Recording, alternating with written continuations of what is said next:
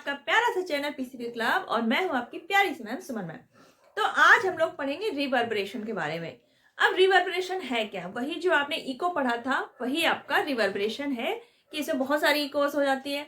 आपने देखा होगा जब हम लोग मूवी हॉल में जाते हैं तो म्यूजिक सुनने का अलग ही मजा होता है। अगर घर में हम वही मूवी देखते हैं तो वो साउंड का मजा नहीं होता जो हमें मूवी हॉल में मिलता है।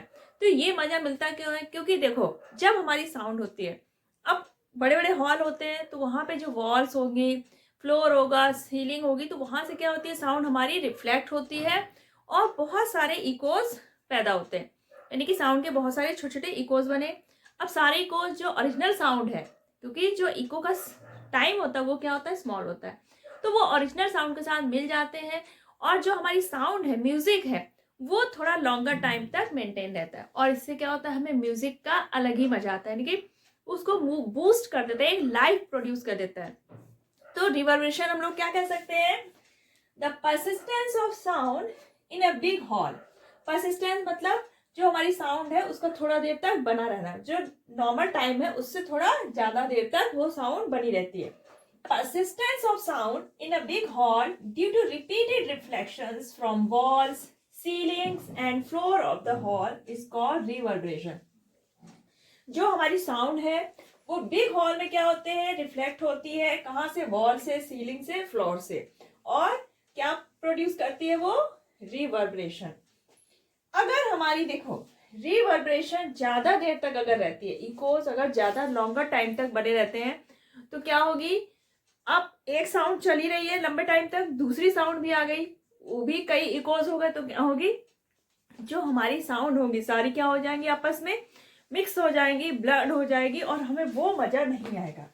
If the reverberation is too long then the sound become blurred, distorted and confusing due to overlapping of different sound. इसलिए जो रिवर्बरेशन है तो वो कैसा होना चाहिए, ना तो ज्यादा लॉन्ग होना चाहिए और ना ही ज्यादा स्मॉल, यानी कि ये एक ऑप्टिमम टाइम का होना चाहिए।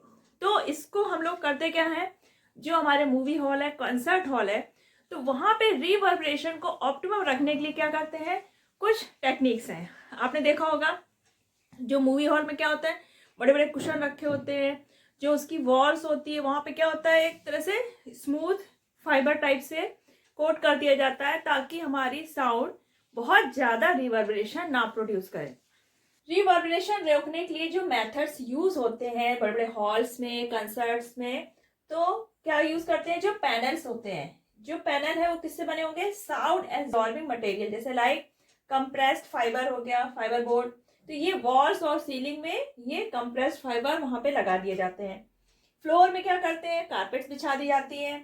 और जो आपके डोर्स होंगे, विंडोज होंगे, वहां पे हैवी हैवी क्या होंगे, कर्टन्स यूज किए जाते हैं। और जो सीट है वो इस टाइप से बनाए जाते हैं, उस मटेरियल से बनाए जाते हैं जो कि साउंड एब्जॉर्बिंग प्रॉपर्टी रखते हो, जैसे कि आपका सॉफ्ट और पोरस जो फॉर्म होता है, जो बड़े बड़े सोफाज होते हैं, तो वो क्या होते हैं, फॉर्म लगा होता है और वो क्या होते हैं, bad reflector of sound and good absorber of sound.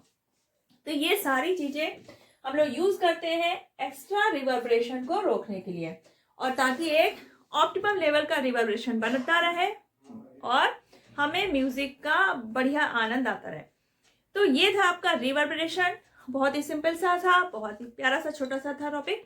तो आई थिंक आपको समझ में आ गया होगा कि व्हाट इज रिवर्बरेशन और कैसे हम इसको ऑप्टिमम लेवल तक रखते हैं।